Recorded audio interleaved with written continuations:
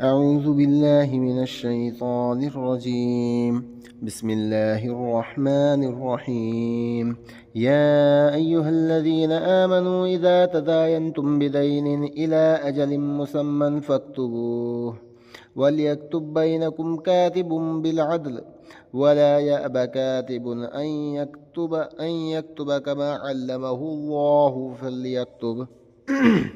وليملل الذي عليه الحق وليتق الله ربه ولا يبخس منه شيئا، فإن كان الذي عليه الحق سفيها أو ضعيفا أو لا يستطيع أن يمل هو فليملل وليه بالعدل، واستشهدوا شهيدين من رجالكم فإن لم يكونا رجلين فرجل وامرأتان ممن ترضون من الشهداء أن تضل إحداهما فتذكر إحداهما الأخرى، ولا يأبى الشهداء إذا ما دعوا، ولا تسأموا أن تكتبوه صغيرا أو كبيرا إلى أجله، ذلكم أقسط عند الله وأقوم للشهادة وأدنى ألا ترتابوا إلا أن تكون تجارة حاضرة تديرونها بينكم، فليس عليكم جناح ألا تكتبوها، وأشهدوا إذا تبايعتم، ولا يضار كاتب ولا شهيد، وإن تفعلوا فإنه فسوق بكم، واتقوا الله ويعلمكم الله، والله بكل شيء عليم.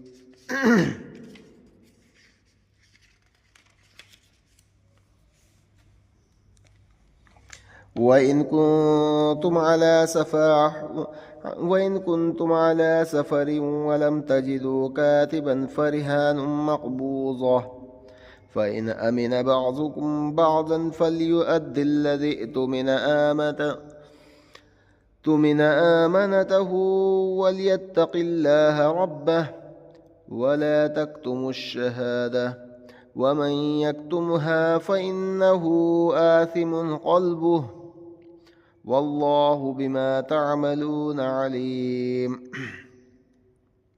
لله ما في السماوات وما في الأرض، وإن تبدوا ما في أنفسكم أو تخفوه يحاسبكم به الله، فيغفر لمن يشاء ويعذب من يشاء، والله على كل شيء قدير.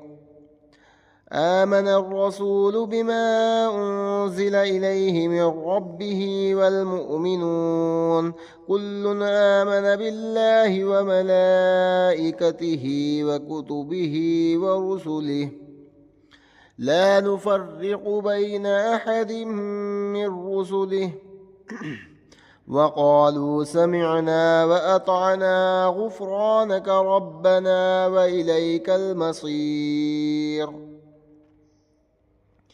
لا يكلف الله نفسا إلا وسعها، لها ما كسبت وعليها ما اكتسبت، ربنا لا تؤاخذنا إن نسئنا أو أخطأنا، ربنا ولا تحمل علينا إصرا كما حملته على الذين من قبلنا، ربنا ولا تحملنا ما لا طاقة لنا به، واعف عنا واغفر لنا وارحمنا، أنت مولانا فانصرنا على القوم الكافرين. صدق الله العظيم.